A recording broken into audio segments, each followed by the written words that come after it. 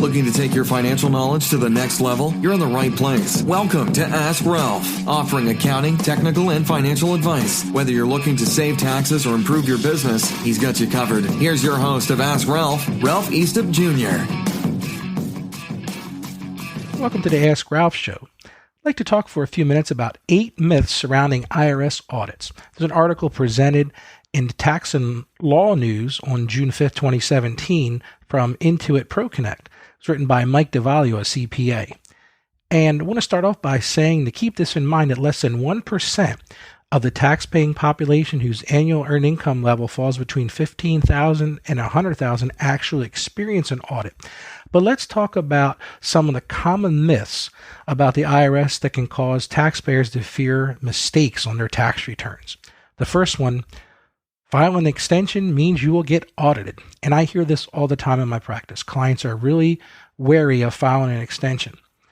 But that is completely a myth. The IRS doesn't look for when you filed the return. It looks for inconsistencies or ratios that stand out of the norm. What we're talking about here is the IRS is going to compare you with other taxpayers.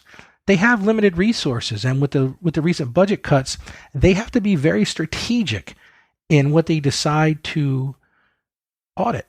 So just because you filed an extension doesn't mean you're going to get audited. And in fact, I think there's a very good argument that would say that it gave you extra time to prepare your return. IRS myth number 2, showing losses year after year will result in an audit. Now this one I'm going to give it a little bit of partially true. If you're running a legitimate business, you should show a profit, or what's the point of doing it? And that's one of the big things I tell my clients in practice the IRS looks for, is if you have legitimate expenses and receipts to support them, then don't fear of being in an audit. You're entitled to take those deductions. But bigger picture, the IRS is going to want to see whether this is a hobby or is this really a business. If you're not making money, then a reasonable person test would say, well, why are you doing this? Well, if it's a hobby, then you're not entitled to take a loss on those things. But if it's really a business, then you're entitled to. Myth number 3, deducting meals, entertainment, and travel expenses means they'll get audited.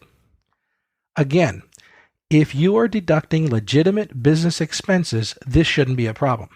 The key to this, though, is you've got to make sure that you're conducting business and they're not a personal in nature type of expense. For example, I say this to clients all the time.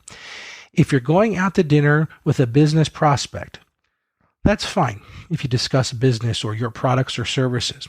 But if you're going to come into me and say, listen, Ralph, I took this trip this year to Tahiti, and I'm going to write that off as a business expense, you're really pushing your luck, because that really is not a business expense. So you want to make sure you're able to justify these deductions with receipt evidence, as well as appointment information, so you can keep track of what was going on with this. Number 4, claiming a home office deduction means you will get audited. And I hear this from clients as well. But there is a real distinct benefit financially for not paying rent. So a lot of people, especially in their small businesses, will use their office in-home deduction. It's really not an audit trigger for the IRS anymore. But just remember, in order to qualify, you must regularly use part of the home exclusively for conducting business. Now, there are some red flags that go into this particular thing. The first one is having a regular business address along with claiming a home office deduction. This is going to be problematic for you. If you've got a legitimate business and then you're going to try to say, well, I'm taking a home office deduction as well, you better have a detailed statement, an explanation and documentation of why you're doing that. Second red flag in this area is reporting rent expenses on the Schedule C in addition to the home office deduction, because this is, hey, listen, I'm going to have a rent expense for an office, plus I'm going to take an office at home. We just talked about this a minute ago. So you want to make sure that you're not doing that. And finally, utilities.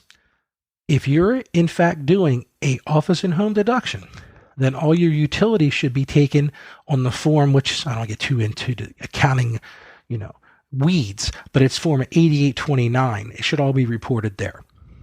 The next myth, all IRS letters are audits. And I hear this again in my practice quite a bit. A client will get a letter and say, Ralph, I'm getting audited. Just because you got a letter from the IRS does not mean that you're getting audited. There are really three distinct forms of communication the IRS sends out. So let's talk about those for a moment. Number one is an IRS adjustment letter.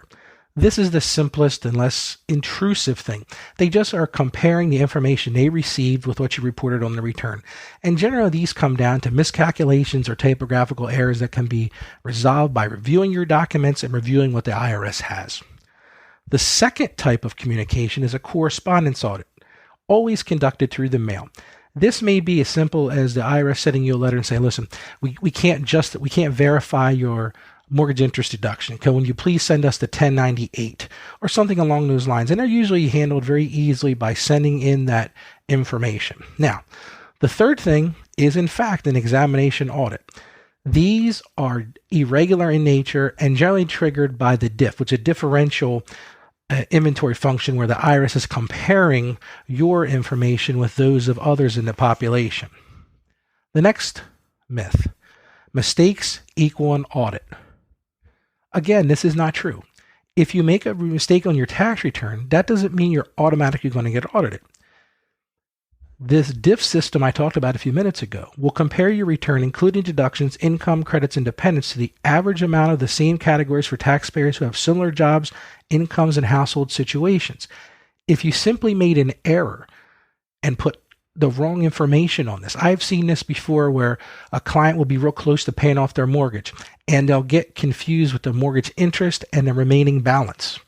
If it's just a simple error in putting it on, that's not an audit. Myth number 7, the life-shattering audit. And I hear this from clients all the time as well. One of the biggest myths about the IRS is that an audit will destroy your life.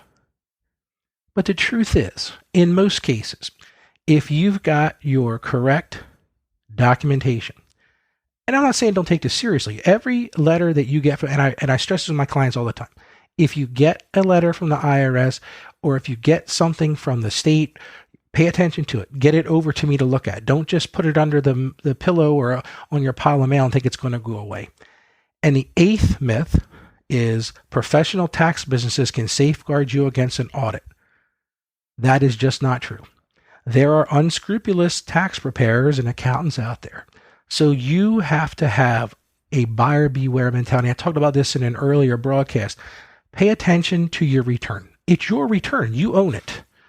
No matter what is put on that return, you need to take a look at it and say, you know what, this makes sense or this doesn't make sense. Ultimately, the preparer has to have due diligence to make sure things are being done correctly. But in the end, it's your return and you're the one signing off on it.